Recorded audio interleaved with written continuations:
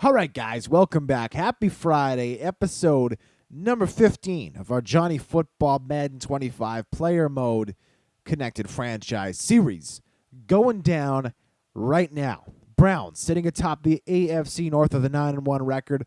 Pittsburgh Steelers going to be the team we host today. The first time we've played our division foes all season will be today. First things first, no injuries or transactions to update. However, we did achieve another award, which is beautiful. Johnny Football wins the Player of the Week award. 23 of 36, 367 passing yards, 4 touchdowns, 1 pick, 6 carries, 57 yards, and another touchdown. The second time in as many games as he has earned that award, the third time on the season.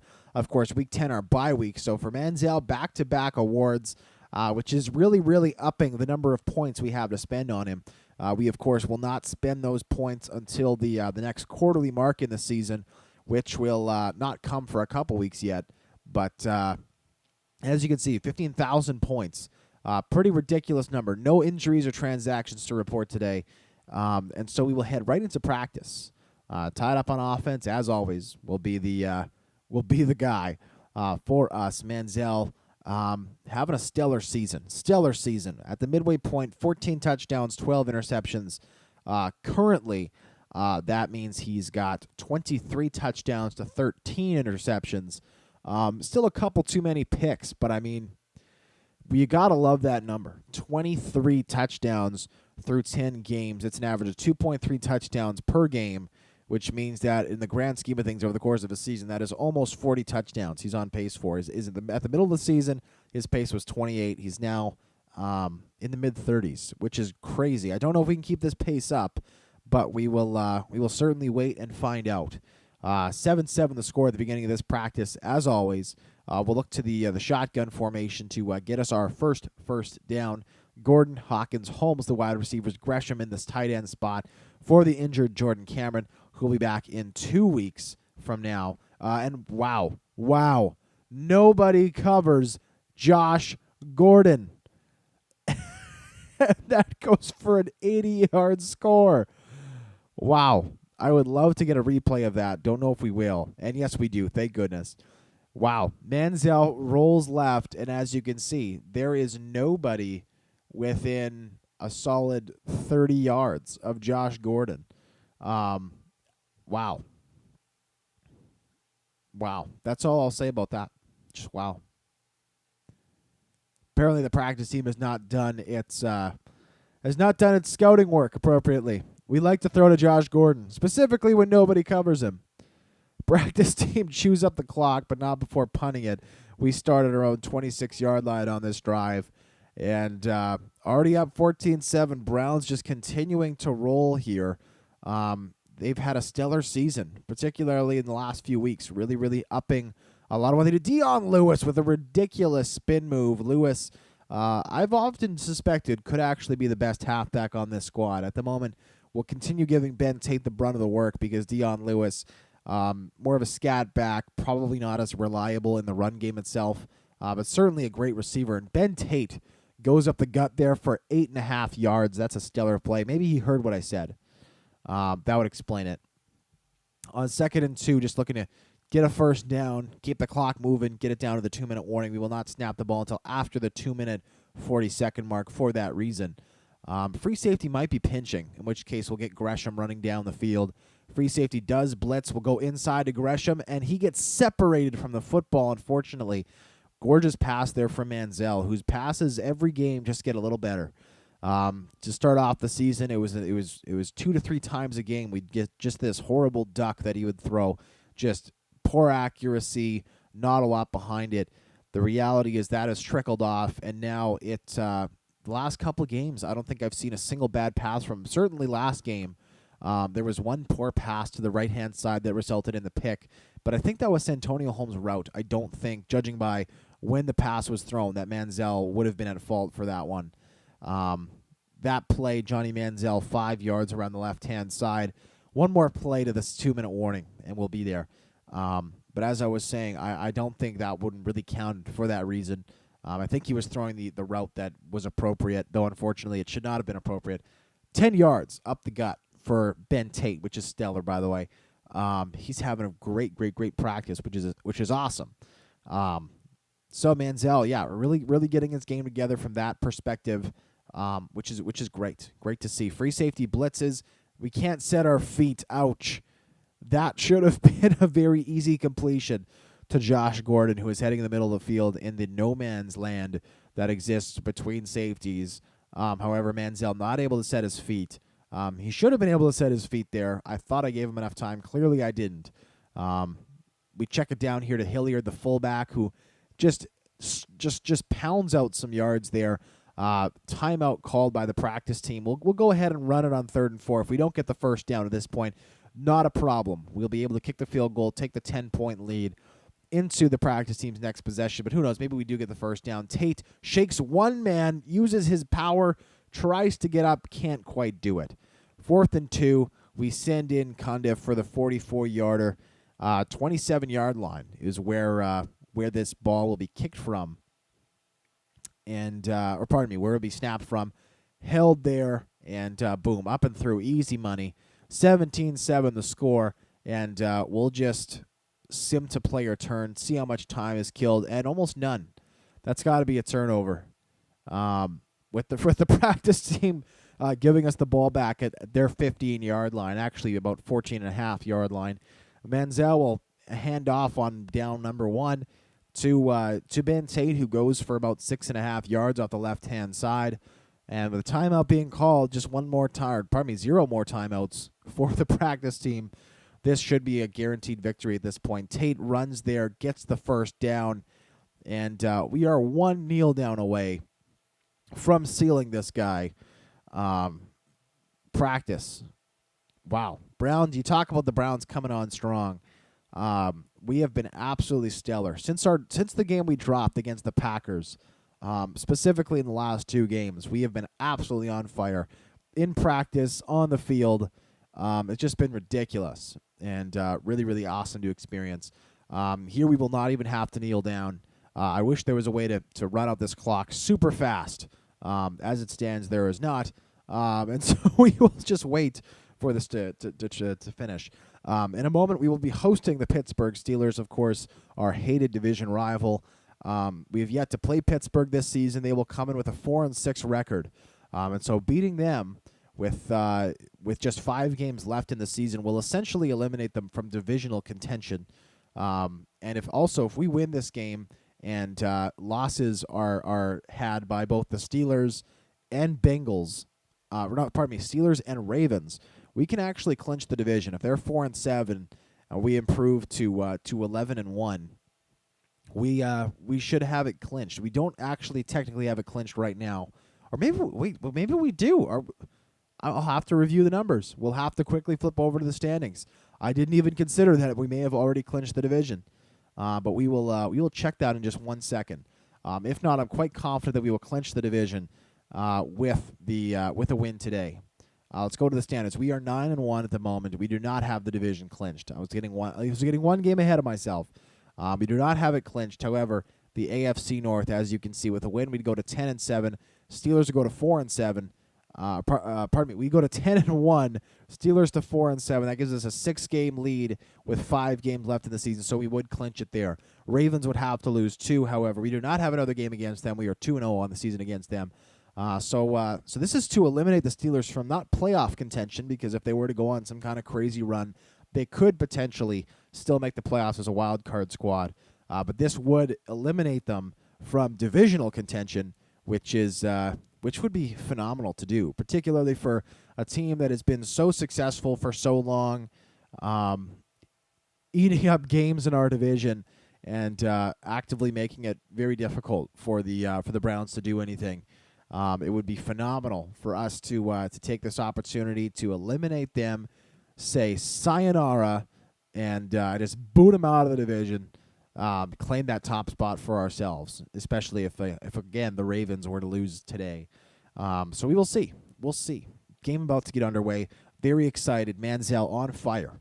In his last 2 games, he has combined for, if you count rushing touchdowns, 10 scores to just 1 pick. One of the most dynamic players, catching everybody in the league by surprise, I'm sure.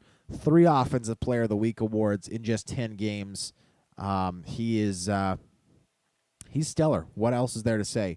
Second straight week, we are playing an AFC North Division rival. Choosing to receive are the Steelers, and so we will see their first drive go by, but then we'll take over and get to do our thing. As you can see, first possession for the Steelers does not go well for them. 3 and out. We take the ball over at our 38-yard line, and that'll give us an opportunity to quickly go through the depth charts of these two squads. We'll quickly do our wide receiver thing, getting Gordon, Holmes mixed, Gordon to Hawkins, Burleson to Hawkins, Benjamin and Hawkins.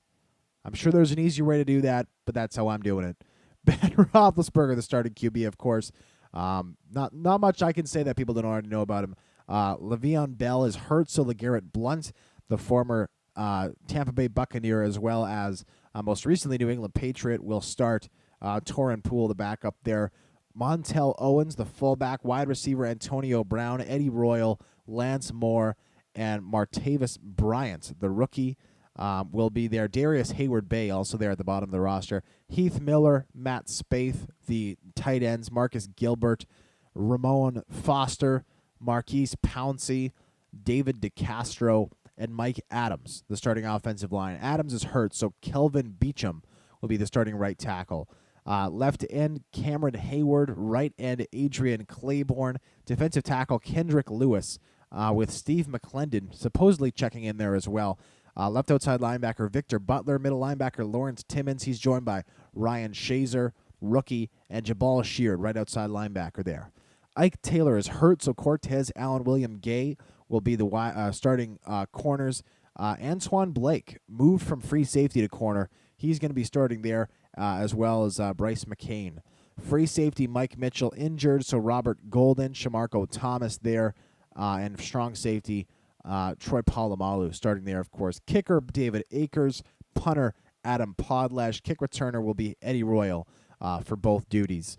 So there you have it, folks. Kind of a diminished roster, you got to say, with the Steelers winning 2 Super Bowls just in the past 10 years. You kind of get accustomed to them being dominant. The reality is this is a team that it's kind of fallen apart. They ran a very veteran-based roster for a while, and it's kind of come back to bite them in the butt. They've not been able to replace a lot of their really talented players with young players who are still developing, instead having to go out and pick through the scrap heaps of other teams for veterans who can still play. And Manziel runs out of bounds. That's an icky play. That'll go down as a sack. Just no room to go on the right-hand side. Defenders didn't come up. Receivers didn't drop back. Would love to see a little more AI there. When the quarterback comes up that way, the receivers have to throw a block or go downfield for a reception. They can't just stand there, and that is exactly what they did in that play. There, Manziel lays it perfectly over on the corner route for Josh Gordon. That is gorgeous, and that goes for a Browns first down. 44-yard line of the Steelers, converting there on third down. We'll see free safety blitz. Josh Gordon comes wide open. He gets a block, gets to the outside. Troy Polamalu knocks him out, but not before Gordon goes for 24 yards and a second consecutive first down. We'll go on the strong close formation here, trying to get Tate off tackle. We'll see if it works. It's difficult to break contain on some of these 3-4 defenses. Tate there scooped up. Not a great set of blocks from the right side of that offensive line. I know that the Browns drafted Batinio, the right tackle, with the hopes that they could eventually upgrade that side of the offensive line.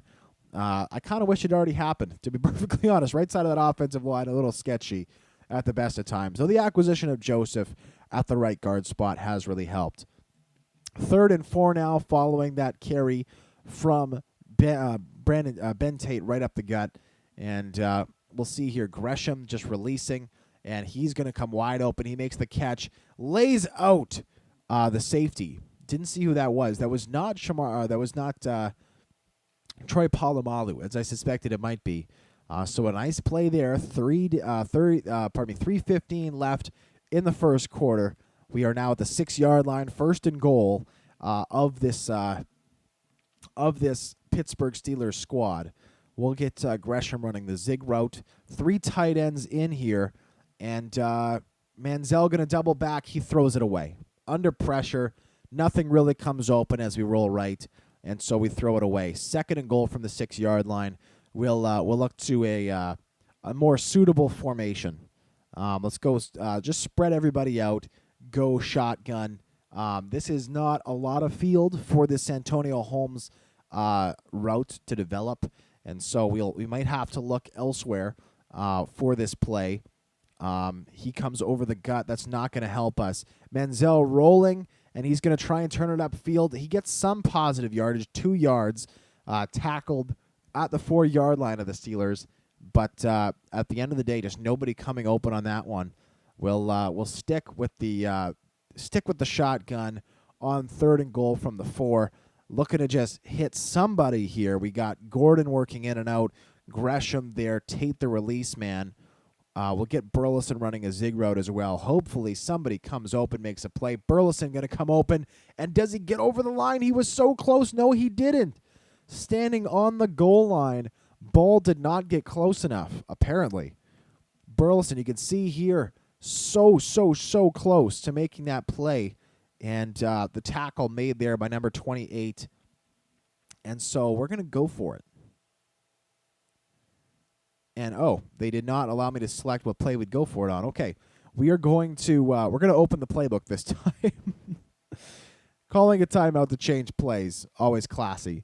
We're going to go ahead and do the QB sneak, a play that's been very consistent for us in gaining positive yardage. 4th and goal from about the half-yard line. Manziel snaps. It goes up. He goes over. He goes in for the score. Touchdown, Browns. Johnny Football with that score. He holds on to it. And that's a touchdown. 1:54 left in the first quarter. Steelers take over again. This drive, currently they're driving the field. Eventually, they are forced to. Was that a turnover or just a great punt return? I'm not sure. I think that might have been just a great punt return to finish off the first quarter. Maybe the Steelers actually went for it and got it. I'm not sure exactly how we got the ball back. But either way, we have it back. That's the bottom line. Joe Thomas loses his block there. Sheard makes the tackle. 2nd and 8 coming up. Joe Thomas, I got to say, he's a stellar pass blocker, but, man, his run blocking needs some work. Obviously, pass blocking is not what you want at your left tackle spot. There are better things for a left tackle to be able to do, but sucks that he's not able to do more in the run game there. Santonio Holmes on the curl route comes back to the football. Manziel hits him in the perfect place just outside of his outside shoulder, allowing him to use his body to shield the football away from the defender.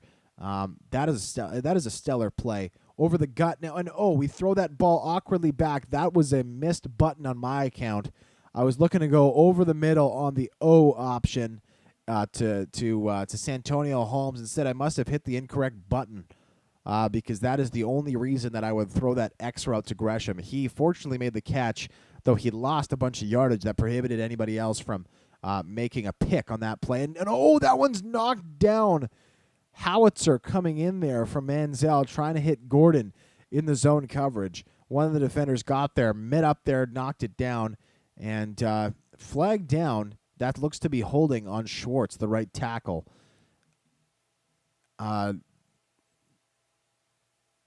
Against the offensive pass interference against the right tackle. Okay, that makes so much sense. 2nd and 26 coming up. After an offensive pass interference penalty is called against my starting right tackle.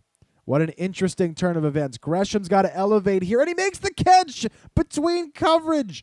What a play. Bringing that football down. I didn't think that had a chance. Polamalu comes over, elevates, and finally, Manziel has exactly enough air under the football to just lay that one in there, not throwing it a yard shy, but totally getting it over. Wow. Gorgeous play, and that's going to be our thumbnail, folks, because Gresham has been playing absolutely stellar football ever since the injury to Jordan Cameron. Let's see. What's the best way? I like this right here.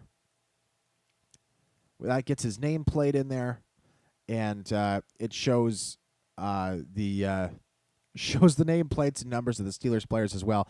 That's going to be our thumbnail. What a throw there from Manziel, leading Jermaine Gresham for the completion. Stellar play, converting on second and a mile. Wow. Second quarter underway. Tate makes a couple guys miss, rolls over to steamrolls a couple of others. That's a 6-yard carry for him. He's having a solid game. That's a very, very nice carry on that play. 7-0 the score. Browns up. And we're going to look to Gary Barnidge, who just tripped up, eventually brought down for a loss. Manziel, 8 of 9, 109 yards. Barnidge, I think, could have got in there for the score had he managed to stay upright properly. Instead, he lost his footing a little bit, was tripping over himself, it appeared. And so we go again, 2nd and goal. Fortunately for us, outlet play, no such thing. Lawrence Timmons makes the sack. Manziel was under all kinds of pressure there. There were tons of options for us to throw the football. Reason was Steelers sent way more than we could possibly block, and that play goes for a loss. 4th down, Cundiff kicks the field goal, up 10-0, and now 3:07 left in the half. We will be kicking this one off to the Steelers in just a moment.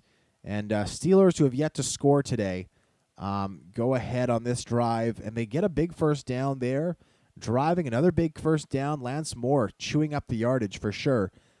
They end up giving the ball up. We have it at our own 41-yard line. Don't know how that happened, but we are inside 2 minutes at this point.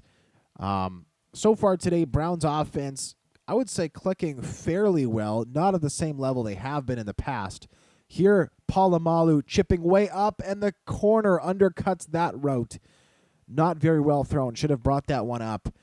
With Polamalu coming up, obviously a huge play there for Holmes, the opportunity. That one just underthrown. Back to what I was talking about before, though I could have done a better job of not throwing that as directly as possible. So 2nd down and 10 at this point. Steelers defense starting to clamp down, though Josh Gordon comes wide open on this play, engages the defender. That goes for a gain of 17 yards up the left-hand side, and that is good for a Browns first down.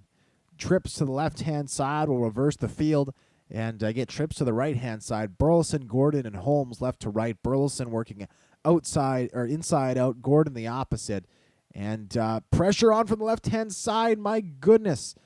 We are just not getting the protection we need. 2nd time in as many drives. Manziel, absolutely no way to get rid of that ball. Pressure was on from one of the DBs. And we're going to have to, I think, steer clear at this point of the play-action pass. We are just not getting enough time for any of these play-action plays to develop well enough, which is really too bad. Play-action, such a great tool when you can use it appropriately.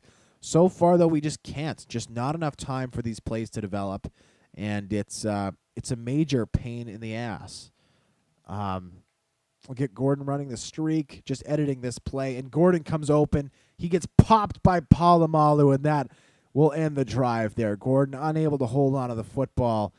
4th and 12 at the 44-yard line of the Steelers. No opportunity to kick a field goal, so we're going to have to punt. Hopefully, Mesco buries them deep. Eddie Royal will not get a big return. But, again, this Browns cover team has struggled in the past. Clock ticking. Now almost at the 1-minute mark. Royal will not try to return this one into the end zone. 20-yard line is where the Steelers will start this drive. Hopefully for us, we can just force a 3-and-out at the end of the first half here. Instead, a little bit of a drive going on, and Cleveland, wow, after a 12, this is interesting. David Akers got a field goal at the end of the half on our 30, so a 51-yarder. That's too bad. 51-yard field goal. So we do choke up a score at the end of the half. At our own 20-yard line, I would love to just throw this up here if the play is there. It appears as though Polamalu is in man coverage on Gordon. If that's the case, we got a mismatch speed-wise and height-wise. We unload, and the safety in the middle of the field in zone breaks it up. So no harm in trying that last-second play. And literal last-second play, 1 second actually left on the clock. With 7 minutes left in the third quarter, we're going to take over right away. We are receiving. We get the ball at the 25-yard line following a return, likely from is Benjamin our returner? I actually don't even remember who our returner is at the moment. We never see them. And so we start off by handing this one off to Tate up the gut, who makes a nice run there. Tate's average on the day is shit, though I feel as though he's done the most with what he's had, or what he's been given. Like, he's been given, for the most part, lackluster blocking, and he's managed to turn it into positive yardage fairly consistently. Here he'll go around the right-hand side, breaks this one outside, which I love, engages the corner, first down. Back-to-back carries, 5 yards both times for Tate. That gets us a first down, and that's some stellar running right there. Gotta love it. Using a nice combination of size and speed. That's how you make it work. That's how you make it work, and a nice carry there. Gresham up the seam, nobody there, hole in the zone. Gresham, 4 catches for 73 yards today. Manziel, 160 yards, no touchdowns, but more importantly, no interceptions. Decent game for him. Certainly, this Steelers defense, we have just a 7-point lead. This defense has been much more consistent in their coverage than certainly a couple of the defenses we've played in the past few days. Defensive lineman just does a flawless job there of mirroring Tate in coverage.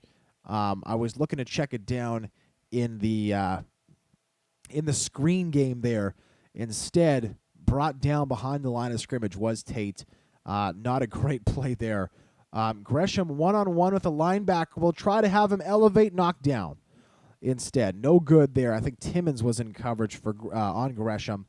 And we'll go corner strike with this 3rd and 16 opportunity. Again, this Steelers defense has been a lot tougher than the Bengals were last week, certainly. One of the best groups of defenders we've seen recently. Gresham there to make the tackle. He runs oddly out of bounds, not able to stay in bounds. And for the second consecutive drive, we drive it to the opponent's side of half and are forced to punt. This one likely going to be a touchback. Mesko at his own 41-yard line. The punt is back. It is up, and it appears to be angled towards the sideline, and it is. Nice play there. Mesko buries the Steelers at their own 6-yard line. Nice draw. Nice play. We watched the Steelers drive go by, and we get an interception touchdown. Justin Gilbert, the rookie, gets a pick 6, and that saves our bacon.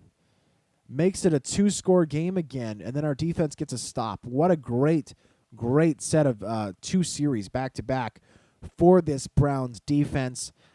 Gilbert with the pick 6, showing why he was the 8th overall selection of this past year's draft. Great stuff. Gresham, meanwhile, wide open on that little corner route. That is the 2nd straight game now. Gresham has gone over 100 yards. 5 catches, 102 yards from on the day. So fortunate for us to have 2 dominant tight ends, Gresham and Cameron. So solid in what they do. That is phenomenal stuff. And really great stuff. Really great stuff. Manziel gets it off to Gresham again. Gresham not even going to get back to the line of scrimmage on that one. Manziel was flushed again, just crazy pressure. We need to continue mixing in the run, and I think just avoiding the play action pass to keep this pressure at bay. Just too much pressure coming from this pass rushing group in Pittsburgh. And Tate bounces that one back. Great decision. Reverses field completely, and that goes for 7 yards around the right-hand side. Stellar play. And with a 2-touchdown lead, I think the best thing to do is just throw this one up the gut. Tate's going to take off and just try and pound this one up there for a first down. And he gets it. And actually a little more. 6 yards for him. Tate, his average that was less than 2.5, I think, after his first couple of carries is now up to 4 on the day. He's certainly demanding some more work in today's game, particularly with the Steelers pinning their ears back, doing a lot of pass rushing. Would love to see him continue this success he's having. Off the right side here, I formation. Tate's got a room. Boom, 10 yards, just like that. Tate now up to 4.8 yards per carry with that one. 10 for 48, and that ends the third quarter. So the Browns' run game coming to life here. We're staying away, not intentionally from the passing game a little bit. Manziel's had a solid day, but just the pass rush is getting to him. The best way to combat that is to force the Steelers to keep more guys in the box, and the best way to do that is pounding the run up the gut. Just calling straight I formation, nothing simple, very predictable plays. But, there are two types of offenses. There's offenses that keep their scheme secret, and there's offenses that say, you know what, here's our playbook, just try and stop us. Right now, the Steelers know exactly what's coming. They're just not doing a very good job of stopping us. Fortunately for us, they are keeping many more guys in the box. Tate, though, still chewing up the yardage, just little bite by little bite. Now has us in a field goal range, 3rd and 3 at the 19-yard line of the Steelers clock running. We're going to go ahead here, put the ball in the air for the first time in a while, but we're going to look for quick hitters, not play action, just to try and just get a first down on 3rd and 3, catch them off guard. And no such luck here. Manziel throws it out of bounds. 4th and 3. We're going to have to kick a field goal again. Another drive stalls. Steelers, as much as their defense looks to really struggle on paper, they've been stellar in the pass coverage game. Of course, we do get a field goal out of it, which will be solid, provided Cundiff is good from 36 yards out, which he should be. 17-3 the score. With that Cundiff field goal up and good, the score is 20-3. With just under 6 minutes left in the game. Hopefully the Browns defense can come up big again. It is a 3-score game at this point, but you can never be too sure. Steelers with 1 first down on that drive, then they punt it away. We will start on the 40-yard line of the Steelers, so that must have been a great return there. 5:02 left in the game. Tate is going to be the featured man in this offense basically from here on out. Great cut block downfield from David Joseph to take out the middle linebacker. Tate now up to 61 yards off 13 carries. And with this 3-4 defense really struggling with gap protection, we're just going to go ahead and continue throwing this one up the gut. Nothing fancy here, folks. 8 yards. Tate up the gut. 14 carries for 69 yards today for him, and a big first down for the Browns in field goal range again. We are literally just calling the same play to both sides of the field. And until the Steelers find a way to stop it, I don't see a reason to change. Tate bounces this one outside. That goes for 9 yards around the right-hand side, chewing up the yardage in a big way. Browns, phenomenal. Their offensive line coming to life, showing that the Steelers, their pass defense has been stellar all day. Lots of really good man coverage, intricate zone coverage, lots of pass rushing ability. But we're exposing them right now in the run game. Just 2 yards there for Tate, but he gets a first down. Just bringing it up the gut. A lot of 3-4 defenses struggle with covering runs right up the gut, and so far today, we've shown that to be the case here with the Steelers. This time, we're still heading up the gut. You can see here they're pinching their defensive linemen right in to match up with our 3 offensive linemen. They will engage that way, which means Joe Thomas will be on an outside linebacker. Takes him completely out of the play, however. Shazier does get some nice penetration in the through the offensive line, and makes the stop. And so finally, the Steelers defense makes a play, stops this drive, and manages to shut down this game, the run game of this squad. Manziel, meanwhile, gets the first down with his legs, darting around the left-hand side, made Sheard look silly on that play before putting his head down, getting to the 4-yard line. And that will be the final play before the 2-minute warning. We call a play just to get us there. And with a 20-3 score at home, Browns look to seal this victory with a touchdown here. Let's go ahead to the goal line formation, and we will give it back to Tate. Normally here we go to the if we're going to go to the goal line formation, we go to the QB sneak. We'll give it to Tate today, who's been a very consistent player for us. There he goes around the right-hand side, tries to push his tackler back, instead not able to do so. And so we'll keep this clock running, which is great. However, we will have to look to another mode of scoring here. We'll get Barnage doing the out route. Presley will do the out route as well. And we'll see here exactly how this play turns out. Play action, but no pass rush, obviously, with it being a run-heavy situation. We give it to We throw it for Barnage. He kind of misreads that pass. Not very accurate. Manziel on the run there. And so on 3rd and goal, we may as well. Let's just run this one again. Let's give it to Tate, see what he can do. If he can get a couple positive yards on 4th down, we'll do the QB sneak thing. And Tate wrapped up, does get some positive yardage, and that'll kill most of the rest of this clock. In the meantime, we'll just kick a field goal to end off this drive. Hopefully they wait a reasonable amount of time before kicking it away. Cundiff in for this snap. 4th and goal again at the 3-yard line of the Steelers. It's up, it's good. With 1:02 left, Steelers will have a chance to put a drive together. However, with the score being what it is, 23-3, you can't see the Steelers exactly putting together anything that'll really threaten our victory here. Steelers do score a touchdown. However, we take over with 3 seconds left. So the garbage time touchdown doesn't mean a whole lot at the end of the day. Manziel just going to take a knee here with 3 seconds left. Game over, folks. Browns improved to 10-1.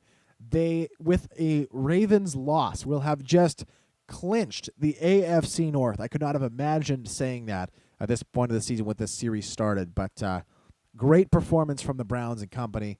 Gotta love it, gotta love it. We'll go to the player stats here. Johnny Football, 14 of 22 for 183 yards. His first game as a pro without a touchdown. However, he also had no picks against a vaunted Steelers defense. 21 of 36 for 251, 1 touchdown, 1 pick for Roethlisberger. Though his quarterback rating still lower than Manziel's on this day. Ben Tate, 19 carries for 81 yards. LeGarrette Blount, 11 for 14. Ouch. Browns defense, stellar. Johnny Football, 5 carries, 7 yards, and a touchdown. So Manziel still getting a touchdown in this game. Antonio Brown, 6 for 98 and a touchdown. Jermaine Gresham, the most dangerous Browns receiver today, 6 for 102. Also chipping in for the Browns, Josh Gordon, 3 for 63. Ben Tate, 2 for 1. And Santonio Holmes, 1 for 14. Defensively, 9 tackles for Paul Kruger, 6 for Troy Polamalu, leading their respective teams. Sacks, 2 for Kruger, 1 for Mingo for the Steelers, 1 for Timmons, 1 for Blake. Interceptions in this game, Justin Gilbert made 1, and then boom, took it back for a touchdown. Gotta love it. Kicking, Billy Cundiff, 3 of 3. David Akers, just 1 for 3. Ouch. 2 missed field goals, which really helped us get some positive field position. Adam Podlesh, Zoltan Mesko, boom, boom. Justin Gilbert, kick return, boom. Punt return, Justin Gilbert again, boom. And that is all today, folks. Thank you so much for joining me this week. Episode 15 in the books. Browns at 10-1. Gotta love it. Great stuff going on right now in Cleveland. And I thank you so much for joining me. Until next time, I am Tuxedo T-Shirt, and I'm out.